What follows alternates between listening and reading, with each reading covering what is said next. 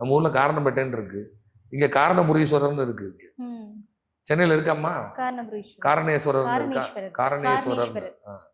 அப்ப இது எங்க எடுக்கணும், காரணேஸ்வரர் கோயில எங்க எடுக்கணும், எதுக்கு சொல்லணும்னு கணக்கு இருக்கு. புரியுதா இல்லையா?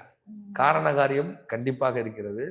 அது காரண ஈஸ்வரியர் அது எங்க இருந்தா பிரச்சனை, எதுக்காக அந்த காரணேஸ்வரர் கோயில சொல்லணும் இருக்கு. புரியுதா? ஒரு ஜாதகத்துக்கு கௌதமபுரீஸ்வரர்னு வருது பேரு. அந்த ஜாதத்துக்கு அவங்களுக்கு கௌதமபுரீஸ்வரரை பார்க்காம தீராது.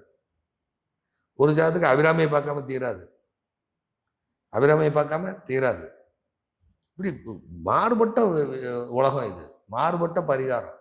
அந்த ஜாதகத்துக்கு அது வரணும், வரலன்னு சொல்ல முடியாது. இப்படி நிறைய இருக்கு. சிட்டிகை அம்மன்னே கோயில் இருக்குமா? சிட்டிகை அம்மன், சிட்டிகை அம்மன் இவங்க எங்க இருக்காங்க? இந்த சிட்டிகை அம்மன் அது சொல்ல மாட்டேன். சரி, எதுக்காக, யார் போய் சிட்டிகை அம்மன்னே இருக்கு.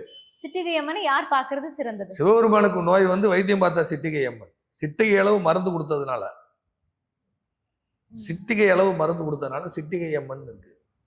அப்ப டாக்டர்ஸ்க்கு நல்லதோ? என்னங்கப்பா? அப்ப இவங்களுக்கு நோய் தீர்வதற்கு அந்த அம்மனை போகணும். சும்மா இல்ல, இதை நான் எவ்வளவு தேடி இருப்பேன், எவ்வளவு தேடி இருப்பேன்.